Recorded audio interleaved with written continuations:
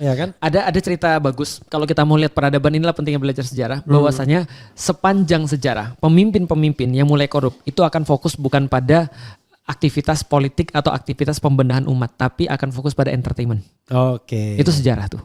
Maka kita tahu bahwa Colosseum, Flavian Amphitheater itu dibangun ketika pajak mau dinaikkan. Ketika pajak dinaikkan, pejabat-pejabat kemudian berpesta pora, lalu kemudian gimana cara agar mereka nggak dikritik? Mereka kasih entertain. Oke. Entertain kan sebenarnya bentuk pengalihan. Pengalihan politik, political diversion. Nah ini terjadi juga di Persia. Ini terjadi di zaman manapun, termasuk juga di zaman Islam sebenarnya. Ketika orang tuh nggak mau dikritik, dikasih mainan dulu. Ya. Nah sekarang pertanyaan kita nih, kita dikasih pencerdasan atau kita dikasih mainan?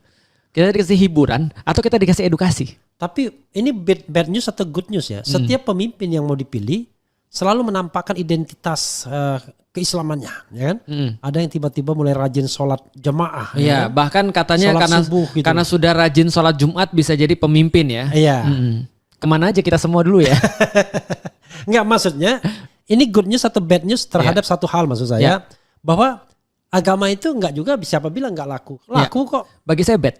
Oh, bad news ya? Karena ternyata agama itu cuma jadi pelengkap. Oke. Bukan sebuah penentu Oke. daripada sesuatu. Nah itu yang kemudian mereka perjuangkan. Ketika agama itu kemudian jadi pelengkap aja, jangan jadi penentu. Makanya nggak boleh pilih pemimpin berdasarkan agama. Bukan nggak boleh, itu narasinya. Nah artinya cuma bagi saya sih kayak bad news itu. Sama aja kayak gini Prof. Kalau kita bicara misalnya tentang menjadi seorang suami. Menjadi seorang suami, kalau bicara misalnya di dalam Islam, wajibnya adalah tentu saja dia bisa menafkahi yang pertama. Yang kedua dia matang secara emosional, bisa jadi pemimpin. Yang ketiga dia punya penghasilan.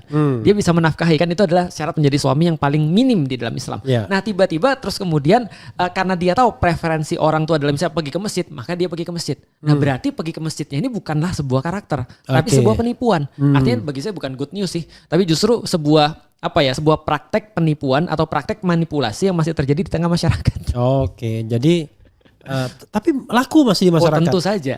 Maksud saya artinya di masyarakat sendiri agama tidak ditinggalkan dong. Benar. Nah itu Gitu. good news. Artinya agama masih menepati posisi yang penting di masyarakat. Yeah. Nah itu benar, itu good news. Tapi dari proses politiknya atau proses dari pemilihnya itu bad news.